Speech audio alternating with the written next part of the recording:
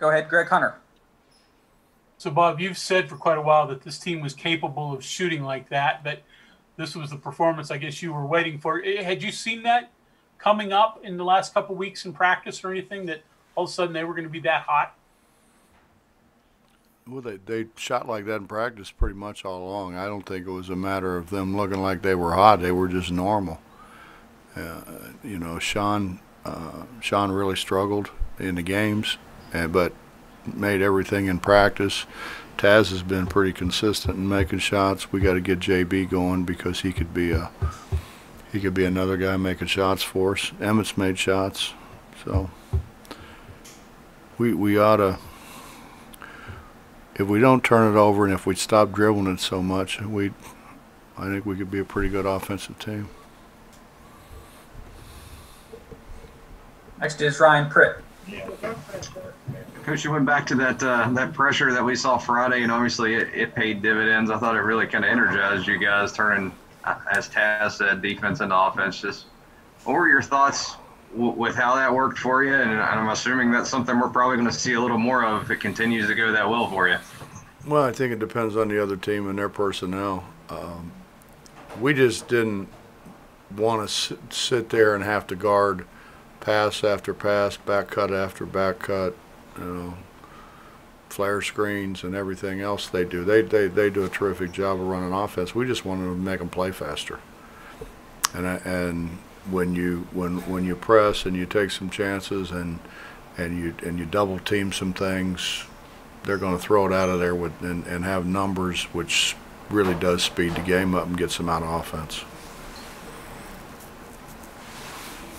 Ethan Bach, go ahead. Hey, Coach, how important was it for you to get out Isaiah, Keedrian, and Jalen in quality minutes midway through the second half? Well, we didn't get some of them out enough, but you know it was. They're a really good team, and they're so capable of making so many threes. I didn't want them to make a run.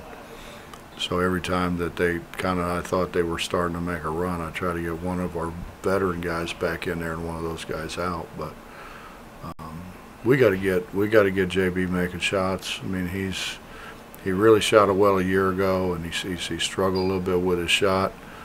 He rebounded it really well at the end of last year, and we got to get him doing that again. But we got to get all of them doing that again. I mean, we're not rebounding the ball near the way we're capable. We'll go to Justin Jackson.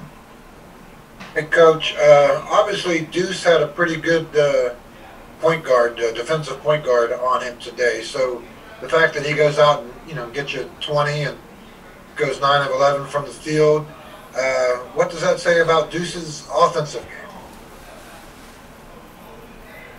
Well, I think it's always been good. I mean, go back and look at the last game of the year here. I thought he played really well, shot the ball in, and that was against Baylor, who's now I think the number 2 ranked team in the country, and I thought Deuce was terrific. So it's, I mean, we're surprised when he doesn't, because he's versatile. He's a guy who can shoot it off the bounce. He can shoot it off the catch. He can play with his back to the basket. I mean, he's a versatile scorer. Next question is from Kevin Kinder. You've discussed your team's passing a lot this year. Did it maybe help a little bit that they saw on film a team that passes it well, and what can result? Because obviously your assists to make buckets today were great. Seemed like you moved the ball as well as you have all year. Well, we passed it when we didn't dribble it off our foot or our knee or off of their leg or whatever. We dribble it too much, and there's nothing wrong with dribbling, but there needs to be straight lines. It can't be, you can't be going side to side and backwards and every which other way we did. I mean, I was just joking with Jordan outside there. I mean, he's got 2 feet out of bounds dribbling the ball. I mean, And a lot of that is that three-point line keeps moving out further and further and give you less and less room there. But, I mean, he's a guy who has great court awareness, and you wouldn't think that would happen to him. But we just got to stop dribbling it so much. You know, and there's nothing wrong with dribbling if you dribble for a purpose. But just to dribble, And then we get Senny in, he dribbles it and loses it. We get Taj in, he dribbles it and loses it. It's like a disease. It just all encompassing. You know, it just makes you do things you shouldn't do. Cody Nesper. Coach, was this close to what you expect to see from Oscar? No, I expect to see a lot more from Oscar, to be honest with you. Oscar's a talented guy he's getting better. He's starting to become, you know, more and more the old Oscar, but no, I expect a lot from Oscar, a lot more, actually.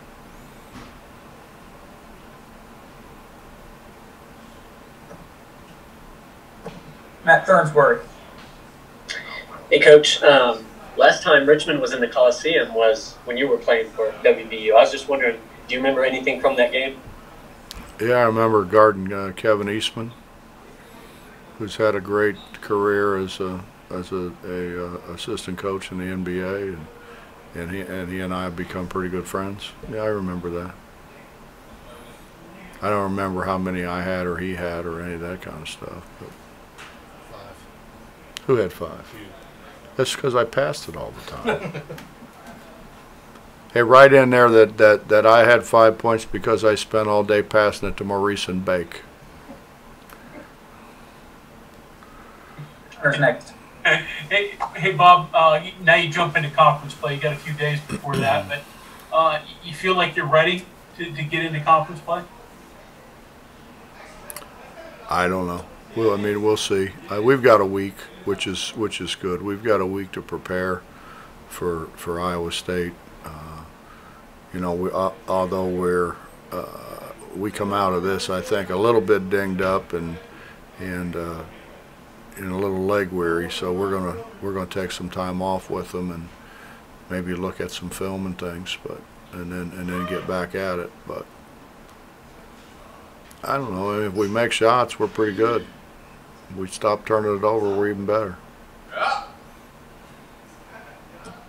And Justin Jackson to finish us off. Coach, obviously you guys have put together, you know, a pretty good non-conference run here. Probably going to move back up into the top 10, you know, closing in, you know, on whatever ranking. You know, you guys had kind of gotten to this point last year and then kind of started to struggle. A year later, is this team more ready to handle success that comes their way, do you think? Justin, I've got no idea. I mean, we talk about that. We talk about we're not even close to where we need to be. We talk about the fact that we're going to go play in probably the hardest basketball league in the country. We're going to fly more miles than anybody in America other than maybe Hawaii. You know, so we've got to take care of ourselves. We continue to try to, you know, fight this COVID-19 thing by taking care of ourselves and not putting ourselves in harm's way. And they've been really good. They've been really good. I mean, it's not like it can't happen, but they have been terrific about it. And you know, it's just there's so many variables, so many things that can happen. You know, we were playing. You want to talk about playing well? Now we were playing really well at the end of last year, getting ready to go in the conference tournament, thinking we had a great shot to win a conference tournament. We come out of a pregame meal, and Shane came down and said they've just canceled the Big 12 tournament and the NCAA tournament.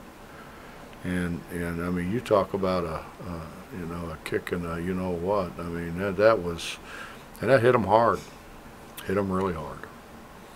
And you know, who knows what's going to happen from this point on.